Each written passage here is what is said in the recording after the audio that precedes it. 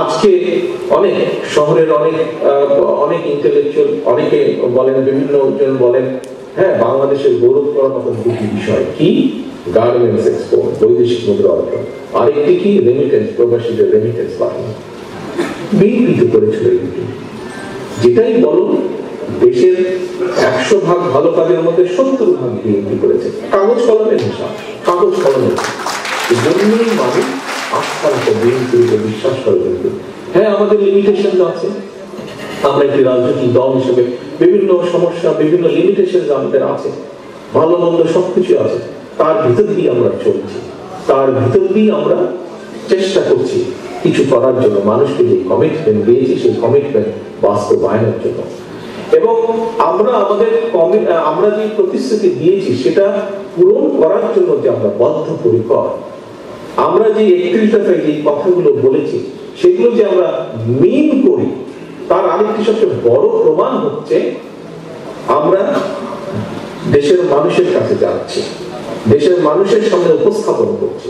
আমরা শুধু ঢাকায় একটি বড় জায়গায় সুন্দর করে প্রেস কনফারেন্সের মাধ্যমে 31 দফা ঘোষণা করে চুপচাপ আবার বসে গেছি। দেশেরই অংশ, অর্থাৎ আপনিও একজন জনপ্রতিনিধি হোক অথবা জনগণের অংশই হোক না কেন, জনগণের একজন হোক না কেন, আপনিও সেই ব্যক্তি। আপনার মাধ্যমেই আমরা আমাদের 31 দফাকে জনগণের কাছে নিয়ে যেতে চাইছি, জনগণের দোরগোড়ায় পৌঁছে দিতে চাইছি। আমরা কিন্তু বসে নেই, আমরা জনগণের কাছে কমিট করেছি, জনগণের কাছে উপস্থাপন করেছি। মহাসচিব সাহেব কিন্তু ওনার বক্তব্য বলেছেন আমরা কোন প্রেক্ষাপটে কোন সময়ে 31 দফা দিয়েছি। হ্যাঁ আজ অনেকেই অনেক সংস্কারের কথা বলছেন, আমি তার সমালোচনা করতে চাই না, কিন্তু একটি পার্থক্য আছে কিন্তু আমাদের সাথে তাদের, আমাদের উপস্থাপন, সংস্কার উপস্থাপন এবং তাদের সংস্কার উপস্থাপনের মধ্যে একটি পার্থক্য আছে। আমরা সংস্কার উপস্থাপন কখন করেছিলাম, শুধু এইবারই না, সংস্কার বিএনপি দেশের সংস্কার শুরু করেছিল শহীদ জিয়ার সময় থেকে, বাকশাল থেকে বহুদলীয় গণতন্ত্র, দেশজি খালেদা জিয়ার সময় প্রেসিডেন্সিয়াল ফর্ম থেকে সংসদীয় পদ্ধতি, এগুলো তো সংস্কারের অংশ।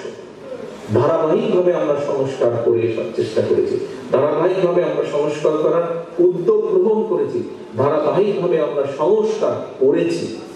সেটি শিক্ষা, সেটি প্রশাসন, সেটি দেশ পরিচালনা, সেটি স্বাস্থ্য, সেটি খাদ্য উৎপাদন, কৃষি, সব ক্ষেত্রে বিএনপি কোনো না কোনো ভাবে সংস্কারের অবদান রেখেছে, সংস্কার করেছে।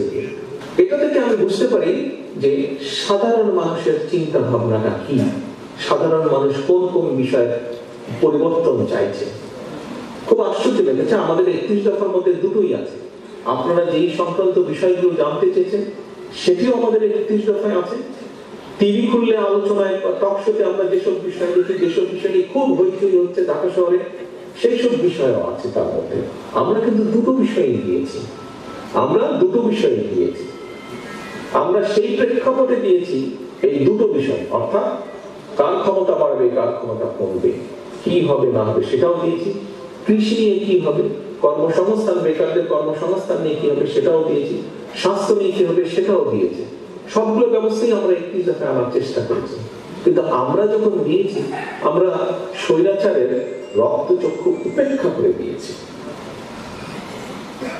আর অন্য যারা দিয়েছেন তারা কোন প্রেক্ষাপটে সংস্কার প্রস্তাব নিয়ে এসেছেন, কিভাবে দিচ্ছেন, এটি বিচারের দায় আপনাদের উপর আমি ছেড়ে দিচ্ছি, ওটা আমি বলতে চাই।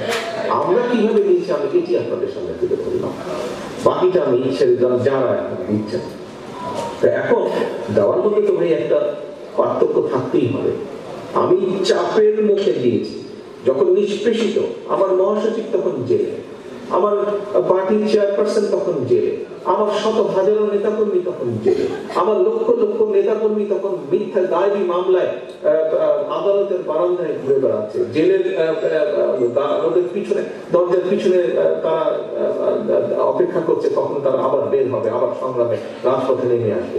সেই অবস্থার মধ্যে আমি সংস্কার প্রস্তাব দিয়েছি। প্রিয় সহকর্মীবৃন্দ, আমি একটু আগেই বলেছি, এই দলকে আজ জনগণের কাছে প্রতিষ্ঠিত করার জন্য আমাদের বহু সংগ্রাম, বহু পথ পাড়ি দিয়ে আসতে হয়েছে। বহু নেতাকর্মী তার জান কোরবান করেছেন, বহু নেতাকর্মী পঙ্গুত্ব বরণ করেছেন। আজ সেই জায়গায় এসে আমরা দাঁড়িয়েছি। অনেক কিছু বলতে পারেন, আজকে সারাদিন ব্যাপী আপনারা এই ব্যাপারে আলোচনা করেছেন। আমাদের কমিটমেন্ট আছে, আমাদের প্রতিজ্ঞা দৃঢ়। লিমিটেশন থাকতে পারে, একজন মানুষ একটা নিয়ম থাকতেই পারে, কিন্তু বিভিন্ন কারণে হয়তো সে 100% সফল নাও হতে পারে, কিন্তু আমাদের নিয়ত পরিষ্কার। আমরা যা বলেছি আমরা তাই করবো ইনশাআল্লাহ। যা যা কমিট করেছি মানুষের সামনে আমরা সেটা করব। আমরা শুরু করব, আমাদের পরবর্তী জেনারেশন, আমাদের পরবর্তী নেতা কর্মীরা সেটাকে চালিয়ে নিয়ে যাবে। আমরা আগেই বলেছি সংস্কার এমন একটি বিষয় যেটি চলমান, একটি সময়ের মধ্যে যদি কিছু একটি করে থেমে যায় তাহলে সেটা সংস্কার হতে পারে। সংস্কার একটি চলমান প্রক্রিয়া। আমরা শুরু করব, যারা নেতৃবৃন্দ আছেন এখন তারা শুরু করবেন ইনশাআল্লাহ, জনগণের সমর্থন নিয়ে, জনগণের রায় নিয়ে। এটিকে আমরা চালিয়ে নিয়ে যাব।